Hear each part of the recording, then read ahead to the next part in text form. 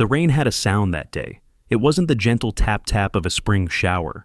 It was a heavy, angry drumming, the kind that says, November is here and it's not leaving. I was sitting in my favorite armchair, trying to coax some warmth back into my hands from a mug of tea. The heat from the fireplace barely reached me. It was one of those days where the chill lives in your bones, a souvenir from too many years working outside in the damp and the cold. And then the knocking started. Not a polite rap. It was a furious, frantic banging on my front door, like someone was trying to break it down. I set my mug down, a little too hard. Tea sloshed over the rim. I wasn't expecting anyone. My daughter was away at college, and my circle of friends had gotten smaller over the years. You know how it is. When I opened the door, the smell hit me first. That clean, sharp scent of ozone after a lightning strike, mixed with wet earth and pine. Standing on my porch was Carol. Of course, it was Carol. She was the queen of our homeowners association, and she wore her power like the impeccably white raincoat she had on. Not a single drop of mud on it, which was a miracle in this weather. Behind her, standing silently in the downpour, were two large men in work coats. They didn't look friendly. "Barnes," she said, her voice cutting through the sound of the storm. She didn't say hello. Carol never bothered with pleasantries. "You have 10 minutes to remove that." She pointed a perfectly manicured finger toward the edge of my lawn. My eyes followed, and my stomach dropped. She was pointing at the gnome. Not just any gnome. It was a heavy ceramic fellow with a cheerful, slightly chipped smile. My wife, Sarah, had given it to me years ago, before she got sick. She'd said every garden needed a little bit of magic. It was the last gift I ever got from her. Carol thrust a laminated piece of paper into my hand. It was an official notice, a $500 fine. Or, she continued, a smug little smile playing on her lips, "My associates here will redesign your garden for you, and I don't think you'll like their work." Have you ever had a moment where time just stops? Where the world goes silent except for the roaring in your own ears? My hand, without me even thinking, slipped into my pocket and closed around the familiar shape of my old geological hammer. The worn wooden handle, with the initials SB faintly carved into it, felt cold and solid against my palm. It was a tool of my trade, a symbol of a life spent reading the stories written in rock and soil. But right then, it felt more like an anchor in a rising flood. 10 minutes, Mr. Barnes," she repeated, her voice like ice. And just like that, she turned, her pristine white coat a stark slash against the gray day. Her two goons gave me one last look before following her to the golf cart waiting at the curb. The door slammed, and they drove off, leaving me standing in the doorway with a wet piece of paper and a hole in my chest. If you've been watching Karenology for a while, you know it's never just about the gnome. It's never about the color of your fence or the length of your grass. It's about power. And I had a sick feeling this was just the beginning. My first reaction was pure hot anger. I slammed the door, the frame rattling in protest. 10 minutes, $500? I stormed over to my computer, my hands still shaking, and pulled up the Homeowners Association website. I'm a geologist. I deal in facts, in evidence. I was going to find the rule, the bylaw, the fine print that proves she was wrong. And I found it, but not in the way I expected. There it was, buried deep in a forum thread from 2 days ago. A new amendment, Amendment 7C, Promotion of Aesthetic Harmony. It was vague, filled with corporate buzzwords about community cohesion and visual uniformity.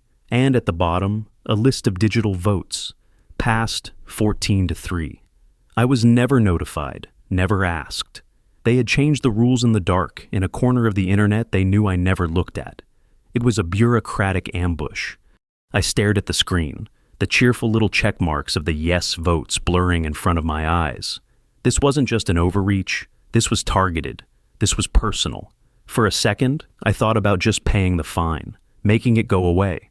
What's $500 in the grand scheme of things? But then I looked out the window at that stupid smiling gnome standing guard in the rain. It was more than ceramic and paint. It was a memory. It was the last piece of Sarah's magic I had left. And I knew I couldn't let them take it, not without a fight.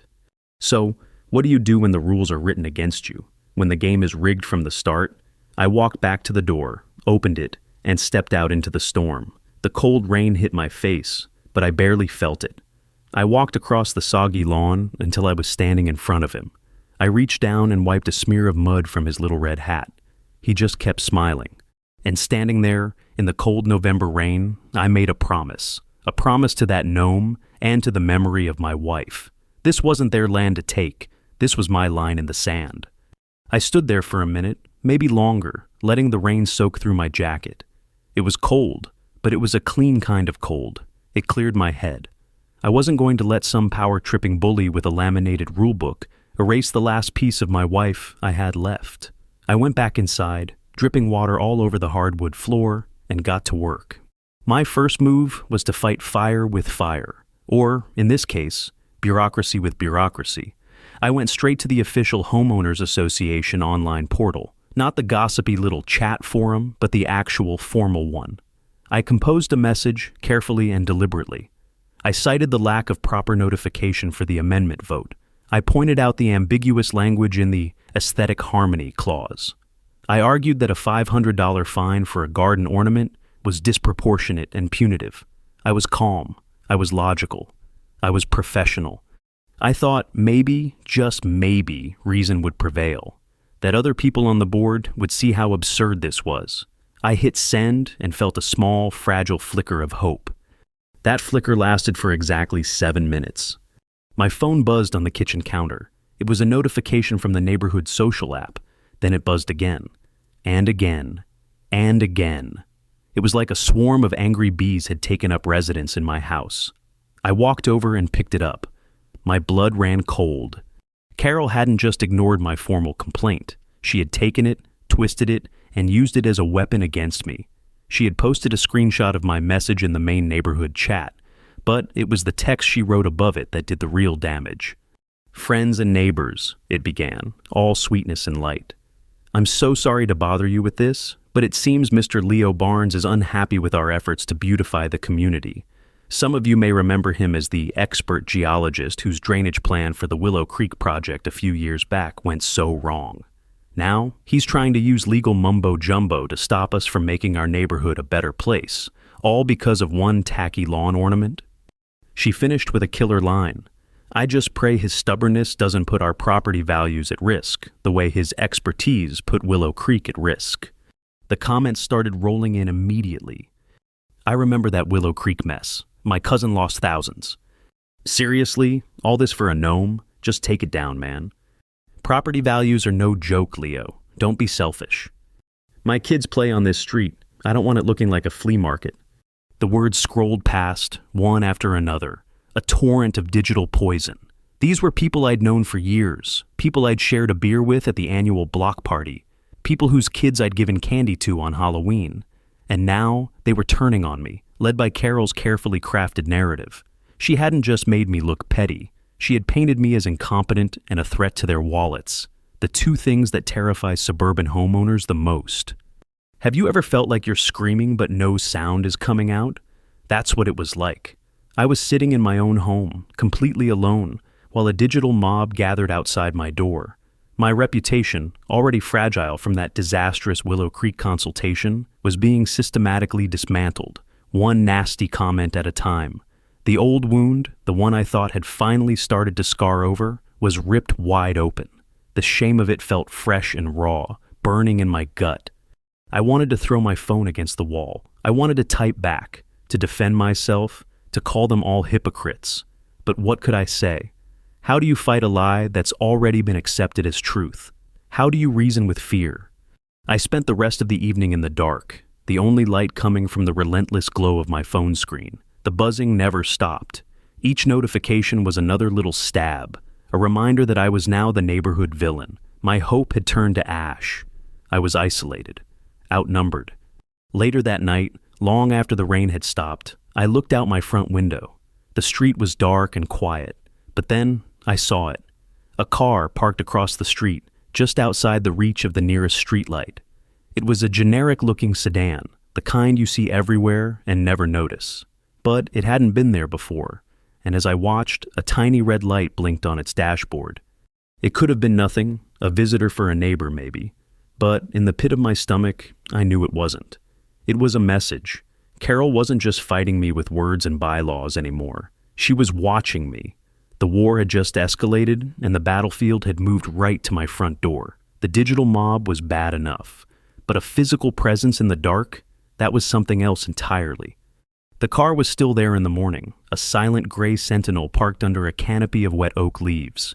I watched it from behind my curtains, sipping coffee that tasted like ash. I'm not a paranoid man by nature.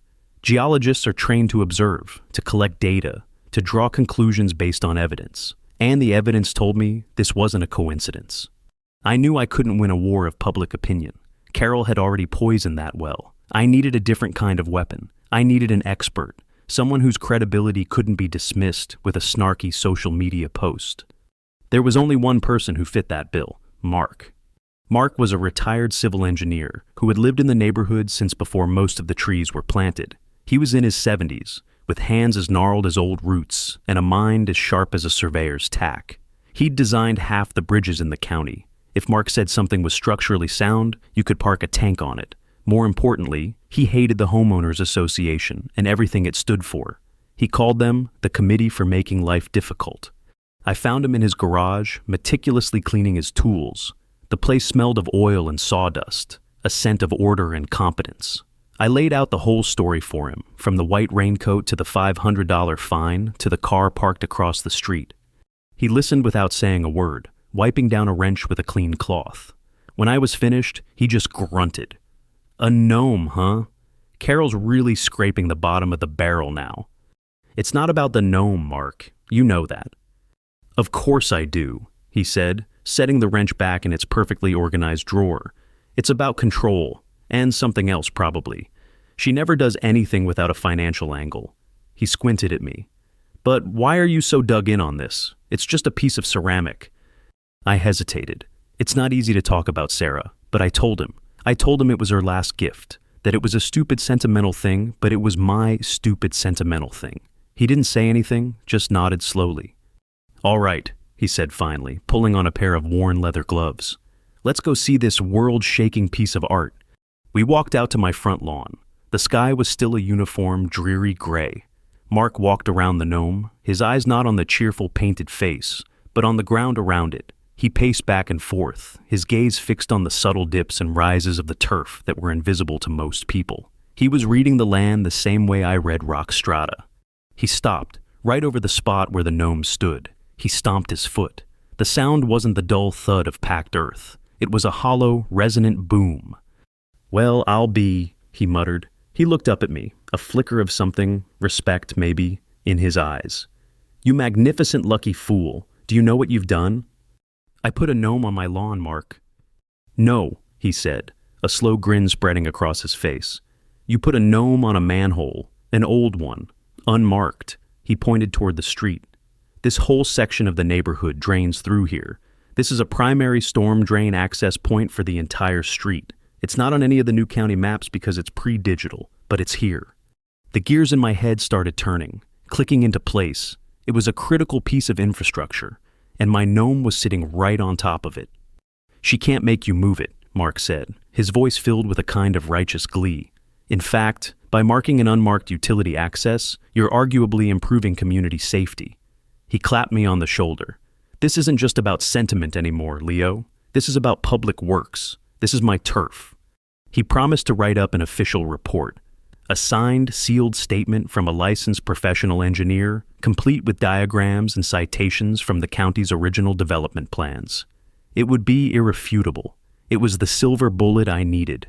For the first time in days, I felt the tight knot of anxiety in my chest begin to loosen. I had an ally. I had evidence. Real, physical, non-negotiable evidence. I had a path to victory. Have you ever been so deep in a hole you can't see the sky, and then suddenly someone throws you a rope? That's what it felt like. I went back inside, leaving Mark to take his measurements. I made another cup of coffee, and this time, I could actually taste it. I watched the gray car across the street, but it didn't seem so menacing anymore. It was just a car. Let Carol watch. Let her send her goons. I had the truth on my side. I had Mark. The next day, an official-looking envelope appeared in my mailbox. It was from Mark. I tore it open, my heart pounding with anticipation. Inside was his report. I unfolded it, ready to savor my victory. but the words on the page made no sense. I read them once, then twice. The drainage collector located at this address is of negligible importance. Its functionality is redundant, can be safely and permanently sealed without any adverse impact on the area's water management. It was a complete betrayal. The rope that had been thrown down to me was suddenly a noose, and it was tightening around my neck. Mark hadn't just abandoned me, he had handed Carol the very weapon she needed to bury me for good. The paper in my hand felt like it weighed 1,000 pounds. I sank into my armchair, the neatly typed words of Mark's report swimming before my eyes. Negligible importance, redundant, safely sealed. It was a dagger, and it had my own expert's signature on it. Why? The question pounded in my head like a drum. Why would Mark do this? He hated the homeowners association. He knew what this meant to me.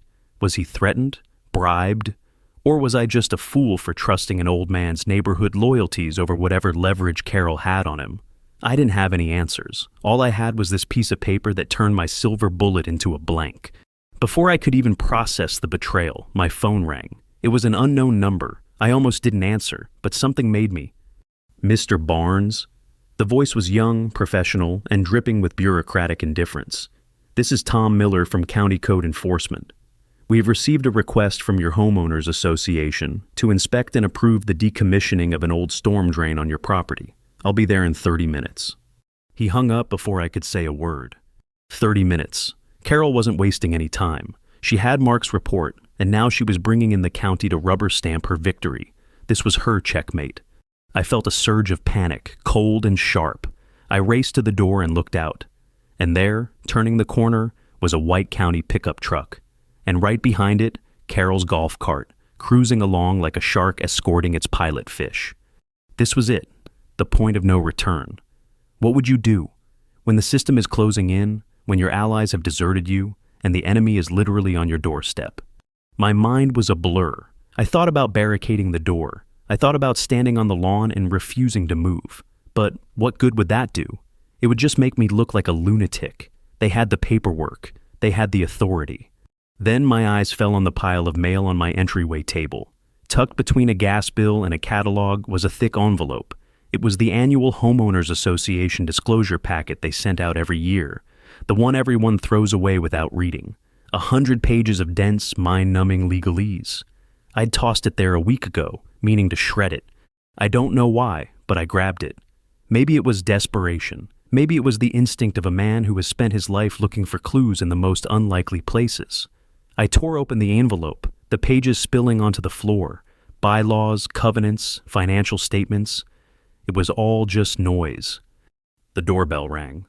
I ignored it. My fingers flew through the pages, scanning, searching, not even knowing what I was looking for. A loophole, a forgotten clause, a miracle. The doorbell rang again, longer this time. I could hear Carol's shrill voice outside, talking to the inspector. Completely uncooperative, as you can see, a real troublemaker. My eyes landed on a section near the back. Section 9, Emergency Provisions and Community Safety. It was a chapter added 5 years ago, right after Hurricane Sandy had caused massive flooding in the region. My fingers traced the lines of text. Most of it was standard stuff about tree removal and securing loose objects. And then I saw it. A single sentence buried in a long, boring paragraph about resident responsibilities. Bylaw 9.4, subsection C. In the interest of public safety, any object, temporary or permanent, placed by a resident to clearly mark or otherwise identify critical, undocumented, or poorly marked utility infrastructure, including, but not limited to, water mains, gas lines, or drainage systems, shall be exempt from all aesthetic and placement regulations outlined in this document. I read it again, and again. A slow, incredulous smile spread across my face. It was beautiful. It was a masterpiece of unintentional consequences. This rule wasn't written for garden gnomes. It was written for the flags, painted rocks, and wooden stakes people had put out after the hurricane to stop emergency crews from driving over hidden water valves. It was a classic case of the right hand of the bureaucracy not knowing what the left hand was legislating. The gnome wasn't a decoration. It was a safety marker. My wife's last gift, the source of all this misery. It wasn't the problem. It was the solution. I took a deep breath. The pounding at the door was getting louder now. I walked over, my heart hammering against my ribs. But this time, it wasn't from fear. It was from adrenaline. I unlocked the door and pulled it open. Carol was standing there, her arms crossed, a triumphant smirk on her face. Beside her stood the young code inspector, Tom Miller, looking impatient. "Finally," Carol snapped. "Are you going to let us do our work, or do I have to call the sheriff?" I held up the page from the bylaws. I didn't say a word. I just pointed to the sentence.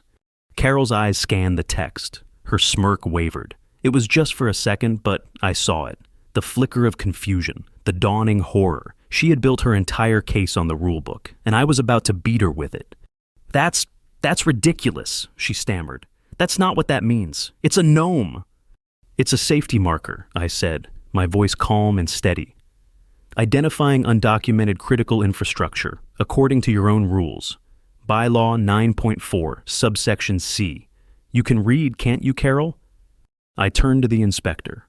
"I'm formally designating this object as a safety marker for an undocumented storm drain, as per the Homeowners Association's own safety provisions." Tom Miller, the inspector, looked from me to Carol, then down at the paper in my hand. He was just a guy doing his job. He dealt in rules, and I had just shown him a rule he couldn't ignore. He sighed, the sound of a man who just wanted to finish his shift and go home. "Well," he said, pushing his glasses up his nose, "this complicates things." "Complicates things?" Carol's voice was a high-pitched squeak. She snatched the paper from my hand and read the bylaw again, her lips moving silently. You could see the disbelief warring with fury on her face. It was like watching a computer crash in real time. She had spent her entire reign as HOA president using the rulebook as a hammer, and I had just turned it into a shield. The young inspector, Tom Miller, rubbed the back of his neck. "Look, ma'am," he said to Carol, "he's not wrong. The bylaw is pretty clear. If he's designating it as a safety marker for infrastructure, my hands are tied. I can't approve a decommission order on something that's officially marked as a safety point. It's a liability nightmare." Carol stared at him, her mouth opening and closing like a fish. But Mark's report, he said the drain was useless." "That may be," Miller said with a shrug, "but the bylaw doesn't say the infrastructure has to be useful. It just has to be there, and undocumented, which, according to Mr. He glanced at a clipboard. "Barnes, it is, until the county officially maps it and determines its status. That gnome is a protected object under your own regulations." He turned to me and handed back the crumpled page. "My advice? Call an emergency HOA meeting. You all need to sort this out. As for me, I'm logging this inspection as pending clarification of internal bylaws. Have a nice day." And with that, he walked back to his truck, got in, and drove away, leaving Carol and me standing on the porch in a stunned silence. Her recovery was fast. The shock in her eyes hardened into pure, uncut venom. "You think you're clever, don't you, Barnes?" she hissed, her voice low and dangerous. "You think you found a cute little loophole. This isn't over. This isn't even close to being over." She spun on her heel and marched back to her golf cart, her white raincoat now looking less like a symbol of purity and more like a battle flag. I wish I could say I felt triumphant, but as I closed the door, the adrenaline drained away, leaving me feeling hollow and exposed. I had won the battle, but the war had just entered a new, uglier phase. I had embarrassed her publicly. I had used her own weapon against her. And a woman like Carol doesn't forgive that. She escalates. The next morning, the assault began. It wasn't a frontal attack. It was death by 1,000 cuts. My lawn service called to say they were terminating my contract, effective immediately. No reason given. Then came the email from the community pool. My access key had been deactivated due to an administrative error. A notice was taped to my door saying my trash cans were an inch too close to the curb and I was being fined $25. It was petty, it was childish, and it was brilliant. She was cutting me off, isolating me, making my life a series of small, infuriating hassles. Every day brought a new annoyance, a new reminder that she was in control. The gray car was gone, replaced by this constant low-level harassment. It was designed to wear me down, to make me so miserable that I'd give up, move the gnome, and beg for forgiveness. The social media campaign ramped up too. The narrative shifted. I was no longer just the incompetent fool from the Willow Creek Project. Now I was a scheming manipulator, a litigious troublemaker who used legal tricks to threaten the neighborhood's safety. She twisted the story masterfully. I wasn't protecting a drain, I was preventing the necessary and vital work that would prevent flooding. She even posted a heavily edited snippet of Mark's report, highlighting the words "safely sealed" and implying that I was the one creating a hazard. The worst part was seeing Mark. I saw him at the grocery store a few days later. Our eyes met across the produce aisle. I saw a flicker of shame, of guilt, before he looked away, grabbed a head of lettuce and hurried down another aisle. Have you ever been betrayed by someone you respected? It leaves a different kind of scar. It's not a clean cut. It's a ragged, ugly tear. I was completely alone. I had my loophole, but it was just a flimsy piece of paper against the full weight of Carol's influence. My savings were dwindling from the constant nickel and dime fines. My reputation was in tatters. My only ally had turned against me. It felt like I was slowly being buried alive. One evening, I was sitting in my study, staring at a growing pile of violation notices. The gnome was still on the lawn, a lonely sentinel in the twilight. I felt a wave of despair so heavy it was hard to breathe. Maybe they were right. Maybe it was just a stupid piece of ceramic. Maybe I should just give in, let her win. What was I even fighting for anymore? And then I found it, tucked away on an old hard drive, the full, unedited geological survey I had done for the Willow Creek project, the one Carol kept bringing up. My biggest failure? I opened the file, my heart sinking as I prepared to relive the nightmare. I scrolled through the data, the soil composition charts, the groundwater flow models, and that's when I saw it. A single data point I had overlooked, an anomaly, a reading that made no sense. It was a detail so small, so insignificant at the time, that I had dismissed it as an error. But looking at it now, with everything I knew, a wild, impossible idea began to form in my mind. An idea that connected Willow Creek, a disgraced geologist, a retired engineer, and a power-hungry HOA president, and a little garden gnome standing guard in the rain. That single anomalous data point from the Willow Creek survey was like a key I didn't know I was holding. On its own, it was nothing, a glitch. But when I put it next to Mark's inexplicable betrayal and Carol's obsession with that specific patch of my lawn, a new picture began to emerge. It was faint, blurry, like a photograph developing in a darkroom, but the outlines were there. The Willow Creek project had failed because the ground became unexpectedly unstable after we redirected the main water flow. My report had concluded it was due to a pocket of loose, sandy soil that my core samples had missed. I'd taken the blame. It had cost me my reputation and nearly my career. But that anomaly, it wasn't indicative of sand. It was a strange hydraulic pressure reading, one that suggested an underground channel of water, moving where it shouldn't. I stayed up all night, fueled by coffee and a dawning, terrifying excitement. I pulled up old county geological maps, cross-referencing them with my Willow Creek data. My hands moved across the keyboard, my past and as a field geologist merging with my skills in data analysis. I was no longer just a homeowner fighting for a gnome. I was on the hunt. And then I found it, a faint line on a topographical map from the 1950s labeled Intermittent Stream. It was a waterway that had been paved over and built upon decades ago when our neighborhood was first developed. It had been officially declared defunct. But water has a long memory. The channel was still there, deep underground. And it ran directly from the hills behind Willow Creek, straight through our neighborhood, and right under my property. My drain wasn't just a local storm collector. It was a pressure relief valve for a massive underground aquifer system. Suddenly, everything clicked into place with the force of a tectonic shift. Carol's land was downhill from mine. If that drain were sealed, the water pressure underground would build up.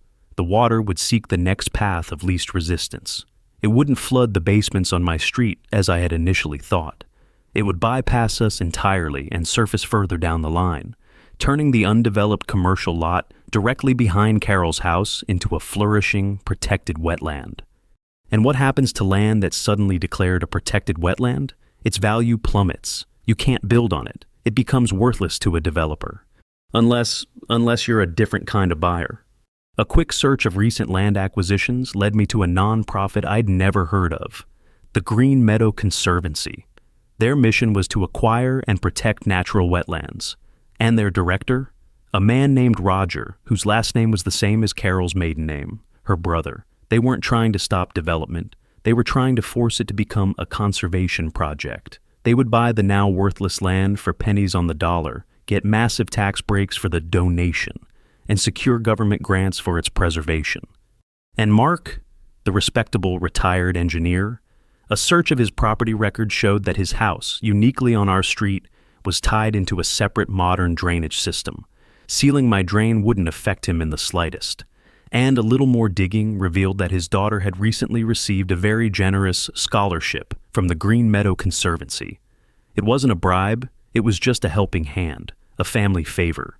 Carol wasn't trying to improve her view or get a kickback from a developer. She was orchestrating a multi-million-dollar land fraud scheme, and my gnome was sitting on the detonator. I leaned back in my chair, the screen's glow illuminating the dark room. The scope of it was breathtaking. It was a beautiful, elegant, and deeply evil plan. And she would have gotten away with it, if not for one thing she could never have predicted: a heartbroken man's stubborn refusal to move his late wife's last gift. I knew I couldn't go to the police, not yet. My evidence was all circumstantial. Data points, old maps, family connections. It was a geologist's theory, not a prosecutor's case. They'd laugh me out of the station. I needed to make the invisible visible. I needed to prove my theory, not with charts and graphs, but with something undeniable, something everyone could see with their own eyes. I remembered Mark's words. This is my turf. He was wrong. This was my turf. He read blueprints. I read the earth. I started making calls. First, to a young, hungry student from the local university's geology department, a kid named Ben, who I'd guest lectured for once. I needed a hand. Then, a call to a specialty chemical supplier. I placed an order for 5 gallons of industrial-grade, biodegradable, fluorescent tracing dye, the kind used to track underground water flows. It was harmless to the environment, but under the right conditions, it glowed with an otherworldly, impossible-to-ignore green. Carol had called for an emergency homeowners association meeting to resolve the issue of the non-compliant safety marker. She intended it to be my public execution, a final vote to overrule the bylaw and remove my gnome. It was scheduled for Saturday in the high school gymnasium. She thought she was setting a trap for me. She had no idea she was walking into mine. The stage was set. The audience was invited. All I had to do was provide the show. And it was going to be a show they would never forget.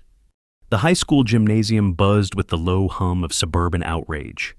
It felt like half the neighborhood was there, crammed onto the hard wooden bleachers. The air was thick with the smell of stale popcorn and self-righteousness.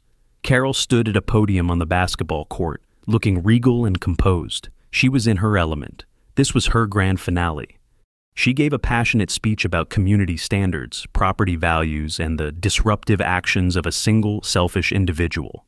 She held up Mark's falsified report like a sacred text. She painted me as a villain, a madman holding the neighborhood hostage over a piece of kitsch. By the time she finished, the crowd was practically baying for my blood. They were ready to vote, ready to condemn me. Then she made her fatal mistake. She turned to me, a cruel, triumphant smile on her face. "Mr. Barnes," she said, her voice dripping with mock pity, "do you have anything to say for yourself before we vote?" I did. I walked calmly to the center of the court. I didn't go to the podium. I stood in the middle of the painted key, alone.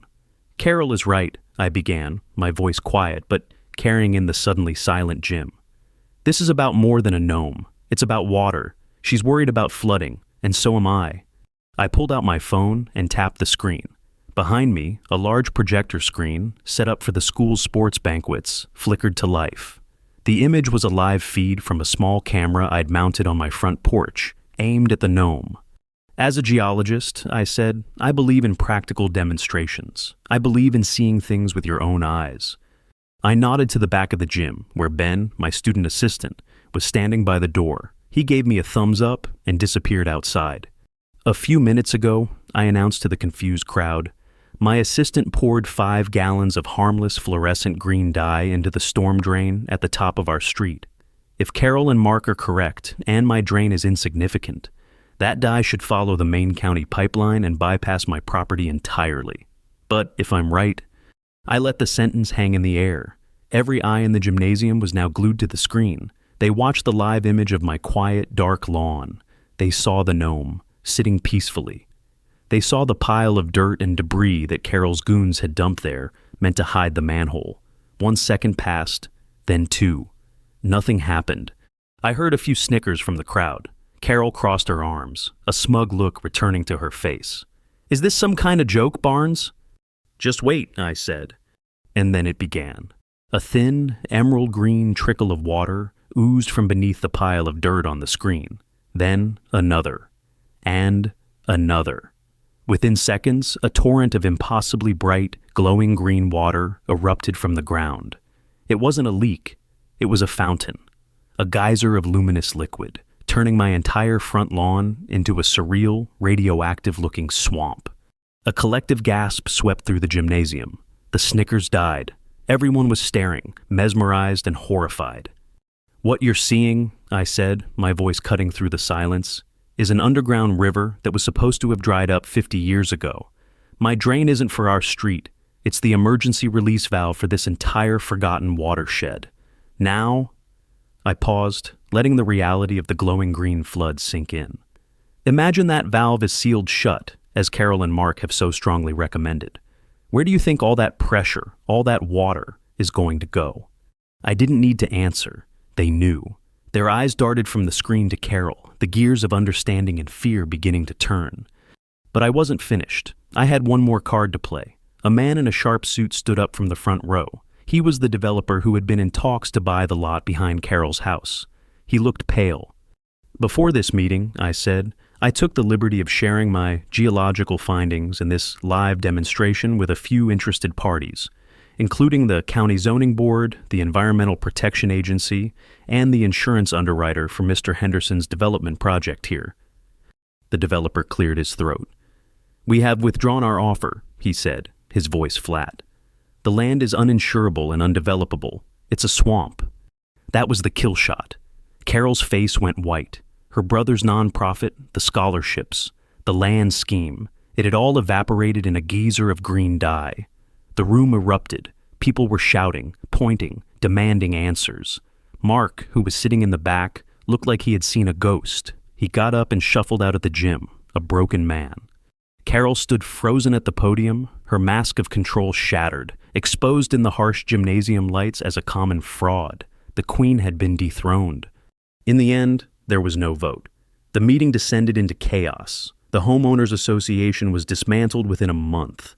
Carol and her brother are now the subjects of a state fraud investigation, and I was hired by the new neighborhood committee on a very generous consulting contract to properly map and manage our community's water systems.